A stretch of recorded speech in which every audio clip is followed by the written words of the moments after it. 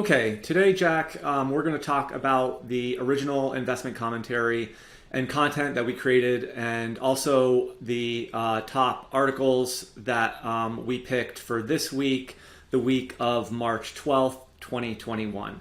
And to start, Jack, why don't you maybe begin by just talking about the article that you wrote this week, which actually got some good play on Twitter, about sort of value stocks and maybe the performance of value stocks and what might be fooling some investors in the market today. Yeah, value funds and deep value strategies have had huge run-ups here off the bottom. If you're looking at like 100, 200% type returns in some of these funds off the bottom. And so there's a narrative that's developed off that value investing is back, that, we're finally seeing the turn in value. And as much as I'd like that to be true, because, we run a lot of value strategies ourselves, when you look behind the scenes in the data, the answer is a little more complicated than that. And the reason is because there's a lot of other things that are going on, other factors that drive returns besides just value. And so when you look at the funds that have the best performance off the bottom, you'll typically see three things in their profile. You'll see they have a lot of exposure to value, so their stocks are cheap. You'll see they have a lot of exposure to size, meaning they have small and mid-cap stocks. And you'll see a lot of exposure to what we call negative quality, meaning that the companies within their portfolios would not be considered good quality companies, which is typical for value, but that's what you're seeing in these funds. And so what you have to look at if you want to say what actually caused these funds to go up off the bottom is you have to look at each one of those factors independently and say, how much has each one played a role in what's happened. And so when you do that, like I did a simple example in the article where I did an example where I said, all right, if I took the bottom 10% of all stocks we cover based on size, so the smallest 10% as of March 26th last year at the bottom, or if I took the cheapest 10% for value, or if I took the worst companies or the lowest quality companies, if I managed each one of those as three separate baskets, what would my return have been from the bottom until now? And the answer is the size portfolio has the biggest return. So something like 180% just by buying small companies without thinking about anything else. The value portfolio, by a very small margin, has the second best return, and then the terrible company portfolio is very close to the value portfolio. And so what all this means is when you look behind the scenes, what you're seeing is a lot of the performance of the value funds that have done really well has been driven by negative quality or these poor quality companies, and also by size, by small companies. And so that doesn't take anything away from the returns. Obviously, the returns are great, and when you buy value, you're going to be getting some companies that maybe aren't the greatest companies. But it does mean that investors should take a look behind the scenes and just understand what's going on, because when you look at funds that invest in higher quality companies, so value funds that tend to invest in high quality companies, those funds have done much worse off the bottom, which is again an indication of the fact that buying good companies has been a bad idea, buying terrible companies or bad companies has been a good idea. So it's just important when it doesn't take anything away from the gains of the past, but when you look forward and you say, how do I expect my portfolio to behave going forward, it's important to understand what caused it to do what it did in the past. And so I think that was my point in the article, was not to take anything away, but more to say this is what actually is happening behind the scenes, and it's important for people who have invested in value to understand that. Now, the one thing with that is I think that the companies that you're highlighting, so the cheapest, the ones with the least amount of quality, the smaller ones, those were probably the ones that were hit hardest coming into the sell-off last year.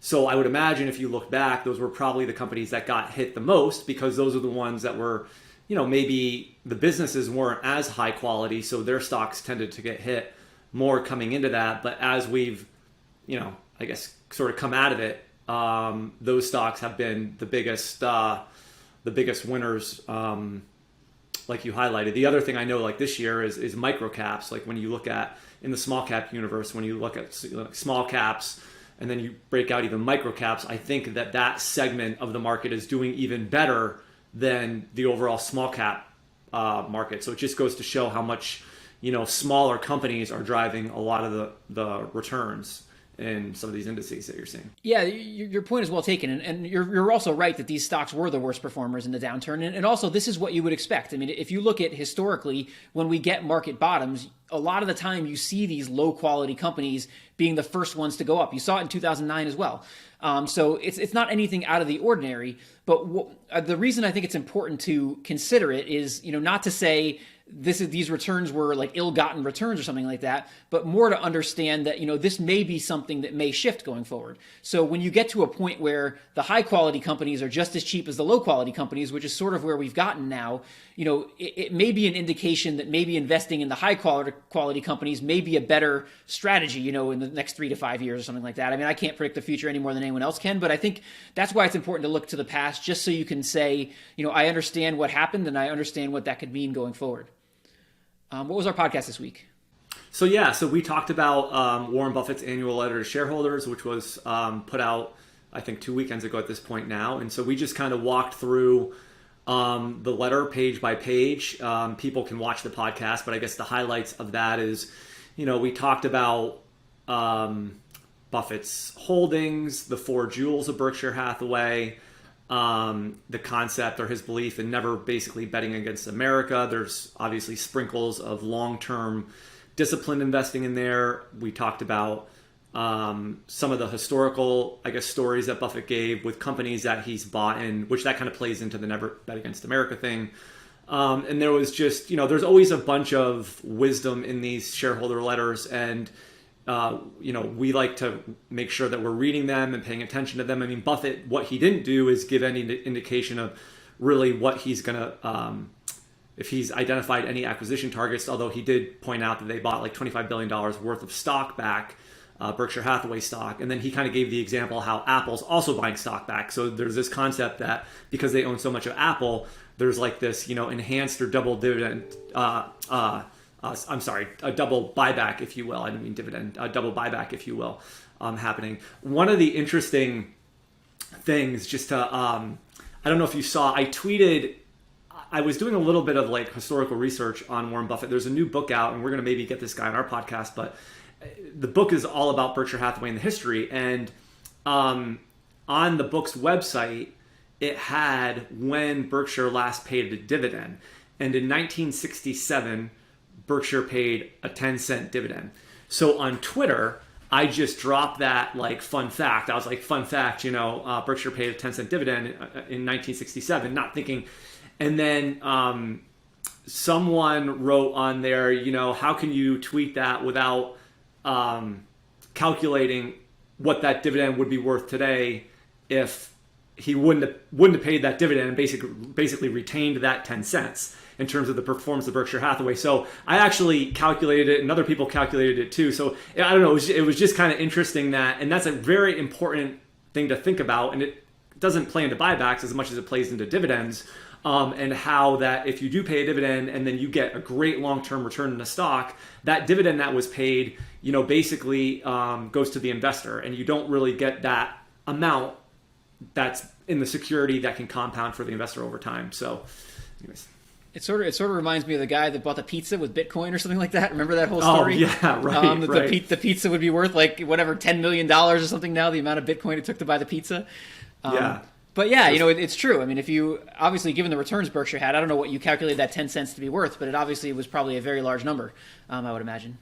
Yeah, I got like $2,000. Because it being Berkshire Hathaway is since 67. The firm was founded in 1965, but I went back to 67. It's basically a 200,000% annualized return, total return. So that's kind of what the number is. I mean, so 10 cents, it would be worth $2,000 today if I did my math right. And so, anyways, there was different numbers that were being kicked around, but it was a fun exercise nonetheless. So in terms of articles that caught your eye this week, what one sort of jumped out at you? Yeah, we did a summary on the blog of a podcast with Rafael Resendez, which was on the Odd Lots podcast, that I thought was a really interesting interview.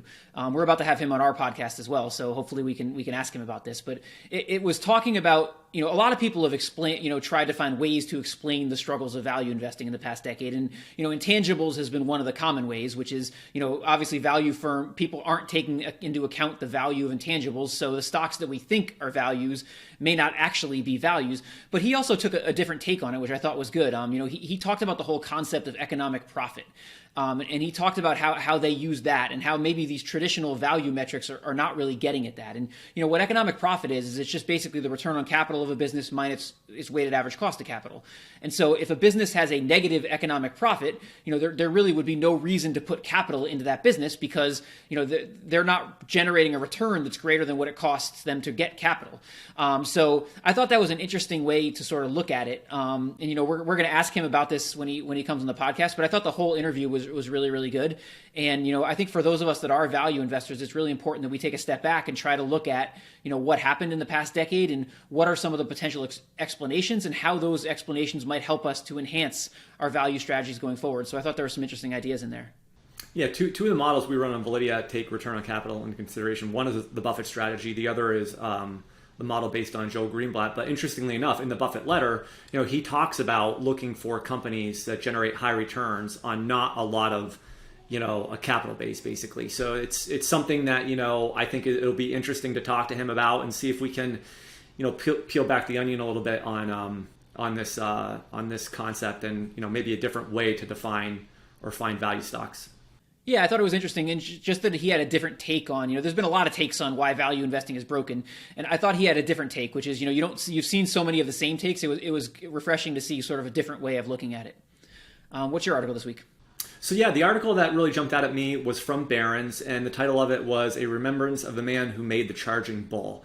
And I never knew the history about this. So basically that, that bull that you see in these images that's on, down near Wall Street in New York, it was actually created by a sculptor named Arturo Di Modica. And he actually recently passed away, which I think is probably why this article was written. But one of the interesting things about it was, it cost him $300,000 to make this bull.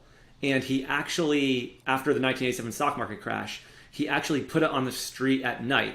So no one knew that this was coming. Maybe some of his family members and stuff knew that this was coming, but he basically brought this bull, however he got it there, and put it on the street at night. And it was supposed to symbolize, that as the stock market and New Yorkers, given what was going on at the time, that, we have this like ability to kind of push through and, basically whatever the bull symbolizes, like strength and, those types of things.